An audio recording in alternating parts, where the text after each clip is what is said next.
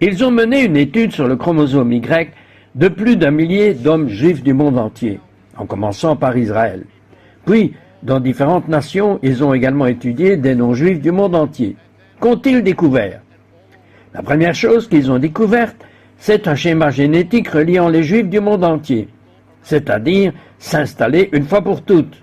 L'existence juive n'est pas principalement nécessairement liée à la religion, mais bien que ce soit lié, comme le dit la Bible, ils sont un peuple de chair et de sang qui descendent ensemble. Ils ont étudié les Juifs d'Israël, mais qui étaient venus du monde entier pendant 2000 ans ou plusieurs siècles. Ils ont été en Russie, en Amérique, en Europe de l'Est, en Afrique, en Arabie, au Maroc, en Amérique du Sud, partout dans le monde. Beaucoup d'entre eux avaient été séparés pendant 2000 ans. Certains ont été séparés pendant 2500 ans parce que certains étaient de Babylone, de cette captivité, et ils ne sont jamais revenus avant l'époque moderne. On peut donc s'attendre à ce que, après toutes ces années, ils soient plus semblables au peuple avec lequel ils vivaient ou aux nations. Mais l'étude a plutôt révélé que ces personnes originaires des quatre coins du globe étaient génétiquement plus proches les unes des autres que n'importe quel autre peuple au monde. Et pourtant, bien qu'elles aient vécu ensemble, sans se voir pendant 2000 ans, elles étaient plus proches les unes des autres. De plus, certaines étaient dispersées depuis l'époque de Jérémie, d'Ézéchiel et de Daniel. Et pourtant, leurs descendants étaient plus proches, unis les uns aux autres à travers le monde, alors qu'ils ne s'étaient pas vus pendant ce temps. Qu'est-ce que cela signifie? Comme le dit la Bible, Dieu a préservé la semence, la descendance d'Abraham, ils sont de chair, et Dieu a tenu sa parole de les préserver. Voyez, il ne s'agit pas seulement de dire que le peuple juif aurait pu être anéanti il y a longtemps, mais qu'il aurait dû être anéanti par les lois de l'histoire. On ne voit pas de Jébusiens courir, on ne voit pas de Hittites courir, on ne voit pas ça, mais on voit des Juifs courir ou conduire. Dieu les a préservés. Mais voyez-vous, s'ils étaient simplement unis par le mariage, ils auraient disparu aussi. Dieu les a préservés. Il a préservé la semence pour la fin des temps. Qu'est-ce que cela signifie d'autre? Cela signifie que cela découle aussi du fait que le juif désigne le peuple juif, car ils ont été séparés pendant si longtemps, et une partie de cette séparation remonte à l'époque de Jérémie. Cela signifie qu'ils sont les mêmes personnes qui vivaient à l'époque de Jérémie. Et les personnes qui vivaient à l'époque de Jérémie étaient celles issues d'Abraham, qui vivait dans cette région. Donc le peuple juif est le même peuple jusqu'à Abraham. Alors, malgré toutes ces accusations, et cela irait à l'encontre de la parole de Dieu, notez que Dieu a dit qu'il survivrait. Premièrement. Deuxièmement, dans la même prophétie où il dit que la descendance d'Israël ne disparaîtra pas, il s'agit de la même prophétie qui parle de la nouvelle alliance. Or, certains ont l'idée dans leur théologie que, maintenant c'est une nouvelle alliance. Donc Dieu dit que nous n'avons plus besoin des Juifs. Mais ce n'est pas ce qui est dit ici, la première fois que le mot nouvelle alliance apparaît. Donc, c'est le même chapitre où Dieu dit que je ne laisserai jamais le peuple juif disparaître. Donc, la nouvelle alliance est liée au peuple juif, et le peuple juif est lié à la nouvelle alliance, qu'il le sache ou non. Je ferai une nouvelle alliance avec qui? Avec la maison d'Israël. Il dit que c'est pour tous, mais il dit la maison d'Israël en premier. Pendant 2000 ans, de nombreuses théologies ecclésiastiques ont affirmé que tout cela était perdu. Elles n'acceptaient pas que la partie concernant la nouvelle alliance, mais elles refusaient la seconde partie de cette prophétie. Elles rejetaient la continuité éternelle de ce que Dieu avait dit au peuple. Or, les deux sont indissociables. La nouvelle alliance est liée à la continuité du peuple juif, car elle ne sera pleinement accomplie que lorsque le peuple juif reviendra au Messie et que le Messie reviendra dans le monde. Ainsi, tout est lié, et le peuple juif ne trouvera pas l'accomplissement tant qu'il n'aura pas embrassé la nouvelle alliance. Un article de la Société de presse parle d'une étude qui a révélé que le peuple juif était, une fois de plus lié génétiquement entre eux que tout autre peuple, même bien qu'ils vivent partout dans le monde. C'était la première étude exhaustive sur le sujet. Et donc, toutes les études ont démontré ce résultat. Mais ils ont aussi découvert autre chose. Ils ont découvert que le peuple juif est lié à un autre peuple plus qu'à tout autre, mis à part eux-mêmes. Et là, vous vous dites, ça pourrait être les Allemands. Ils sont en Allemagne. Les Polonais, ça pourrait être les Russes. Ils étaient là depuis longtemps. Ça pourrait être tout ça. Mais vous savez qui sont ceux qui sont liés? Parce qu'ils ont parcouru le monde entier. Vous savez qui sont les plus liés aux Arabes? Pourquoi? C'est exactement ce que dit la Bible. Abraham avait deux fils. L'un était Isaac, l'autre était Ismaël. Isaac est issu du peuple juif. Ismaël est issu du peuple arabe. Ils avaient le même père, une mère différente. C'est donc étonnant. D'où cela vient-il? Eh bien, cela remonte à 4000 ans, au temps d'Abraham. L'ADN confirme donc la Genèse. L'article de l'Associated Press indique que le lien génétique entre juifs et arabes, suggéré par l'étude, reflète le récit biblique de la Genèse. Il s'agit d'une étude de l'Associated Press, qui n'est pas à proprement parler religieuse, vous savez, spirituelle. Elle reflète le récit de la Genèse avec Abraham et ses deux fils. Mais ce n'est pas tout. Il s'agissait aussi d'un type particulier d'Arabes, plus étroitement lié au peuple juif, les Saoudiens et les Libanais. Le Liban, l'Arabie saoudite sont tous deux voisins d'Israël. Les Libanais sont juste à la frontière d'Israël, mais la plupart des Juifs n'y sont pas depuis des milliers d'années. Tout converge vers Israël. Et puis, il y en avait un, il y en avait deux, d'autres encore plus proches du peuple juif. Vous savez qui c'était? C'étaient les Syriens. On se demande alors, qu'est-ce que c'est? Eh bien, laissez-moi vous expliquer. Rebecca était originaire de Haran en Syrie, la mère d'Israël. Laban, Rachel et Léa étaient également originaires de Syrie. Donc, parmi les mères d'Israël, 3 sur 4 des matriarches étaient syriennes. Voilà donc le lien avec la Syrie. Et le dernier groupe est celui des Palestiniens arabes, ce qui situe précisément Israël. La Bible raconte, vous voyez, c'est incroyable, en 70 après Jésus-Christ, le temple de Jérusalem a été détruit. Les archives ont été détruites et le peuple juif dispersé à travers le monde. Mais la Bible dit que cela sera préservé. Et elle parle même de la lignée des 144 000, de la tribu à laquelle ils appartiendront. Et elle parle même de la maison de David à la fin des temps. Donc cela va continuer. Elle parle de la maison de Lévi. Cela va continuer. Et pourtant, alors que tous les documents sont détruits, arrive la technologie de l'ADN qui restaure le chaînon manquant et affirme que oui, ils viennent de ceci, de cela et de cela. À l'avenir, on pourra peut-être même déterminer à quelle tribu ils appartiennent. Mais c'est intéressant. Je n'entrerai pas dans les détails maintenant, car nous allons aborder un autre sujet dans un instant. Mais c'est intéressant, car il y a une toute autre étude à ce sujet, et je n'entrerai pas dans les détails. Vous savez, la Bible dit que Moïse avait un frère, Aaron.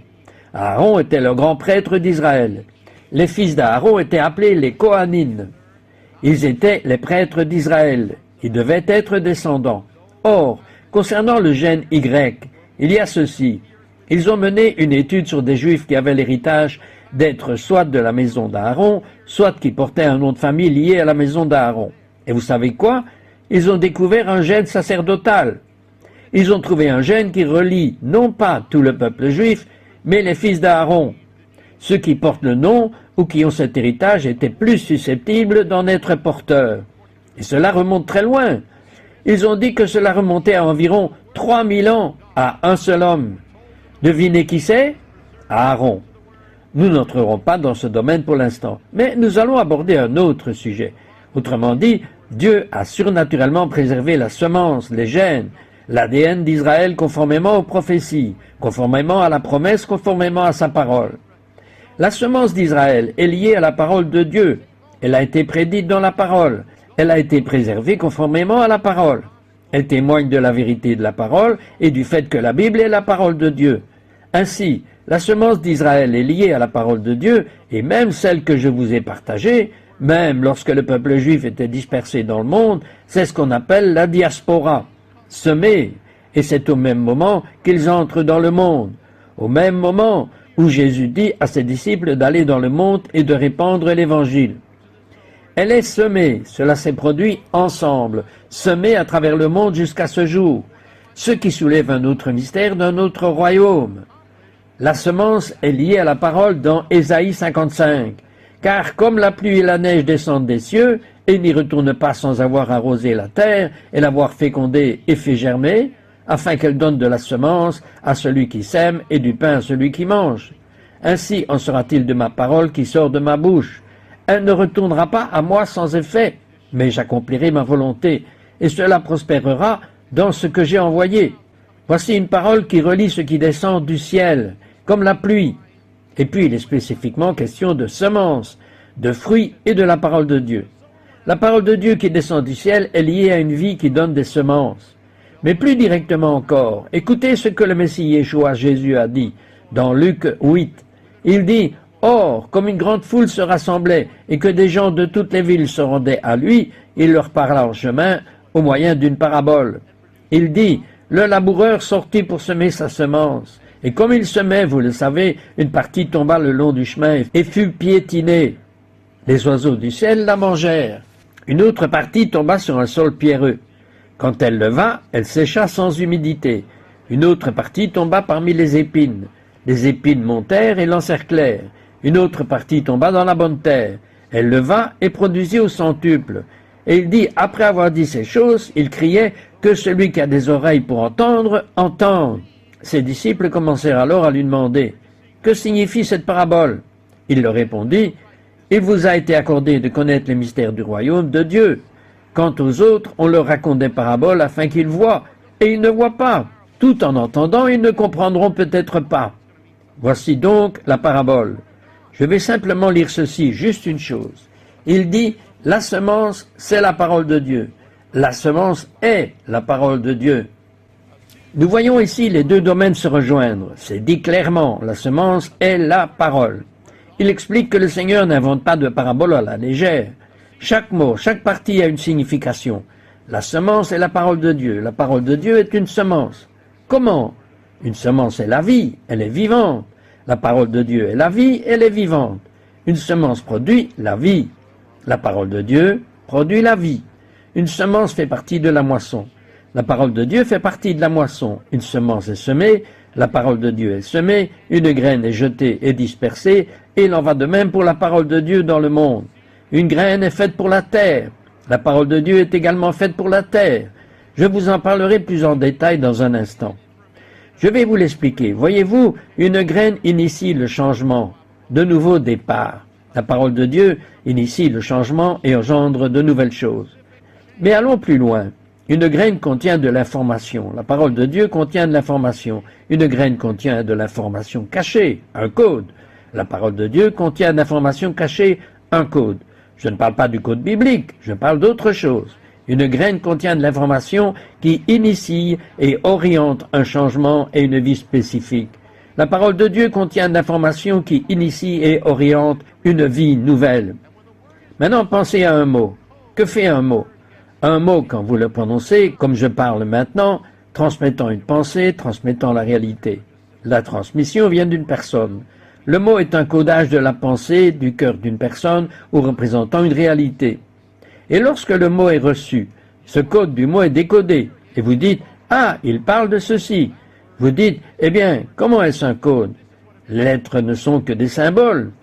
Les sons des mots ne signifient rien, à moins qu'on leur attribue une signification, vous comprenez? Je parle de sons. Ce ne sont que des symboles. Mais quand vous l'entendez, vous le recevez. Vous l'entendez. Quand quelqu'un parle et que vous décodez, eh bien, ce mot signifie ceci et ce mot signifie cela. Donc, ceci est ce que cela signifie. Donc, ce que je pensais à vous maintenant, savez-vous maintenant que c'est la réalité de ceci et c'est la même chose quand vous le lisez sur un morceau de papier. Il y a une réalité derrière ce noir et blanc. Ce ne sont que des symboles. Mais c'est mis dans des symboles, puis c'est extrait du symbole quand vous le recevez, et cela devient réel. Cela devient, dans ce cas, la vie. Donc, tout comme une graine a un code, et ensuite c'est mis dedans, et avec une graine, vous avez un être, vous avez une vie, et ensuite, alors c'est encodé dans la graine, et puis quand c'est reçu, cela devient une autre vie, c'est décodé. Donc, un mot est comme une graine. Un mot est une graine est génétique, la parole de Dieu. Maintenant, je vais vous expliquer. C'est aussi génétique. La graine transmet la vie par l'ADN. Elle vient de la vie, apporte la vie, transmet la vie qui est décodée. Le mot gène ou génétique vient du mot grec génos, qui signifie naissance. Et nous obtenons aussi le mot genèse, le mot générer, Vous semez une graine, vous faites naître une vie nouvelle. Écoutez maintenant ce que dit la parole à ce sujet. Premièrement, béni soit Dieu et le Père de notre Seigneur Yeshua, Jésus, Messie, qui selon sa grande miséricorde nous a fait naître de nouveau à une espérance vivante par la résurrection de Jésus, Messie d'entre les morts, qui nous a fait naître de nouveau.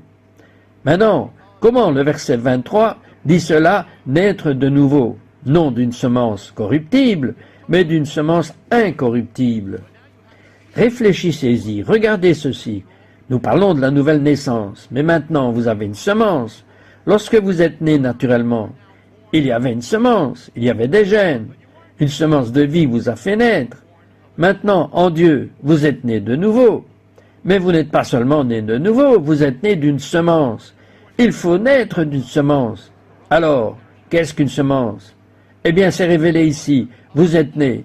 Vous n'êtes pas né d'une semence corruptible, périssable, charnelle, mais d'une semence incorruptible, impérissable, non terrestre.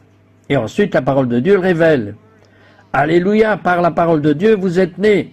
Voilà la semence. C'est ainsi que nous sommes tous d'une certaine manière. Nous avons reçu la parole, et lorsque nous avons reçu la parole est une semence. Nous sommes nés de nouveau parce que nous l'avons reçue. La parole de Dieu est ici révélée comme la semence incorruptible qui vous a fait naître, non pas corrompue, mais incorruptible. Une graine produit une fleur, votre nouvelle naissance, votre nouvelle vie, votre nouveau vous-même, c'est la fleur issue de la parole de Dieu, le fruit de l'esprit. Eh bien, il parle du fruit qui porte du fruit. Le fruit vient d'une semence. La semence a produit votre nouvelle vie, votre nouveau vous.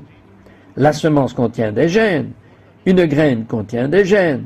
Les gènes produisent la naissance, la vie. Alors, qu'est-ce que cela signifie? La parole de Dieu, comme une semence, donne la vie. Et chaque semence contient un code.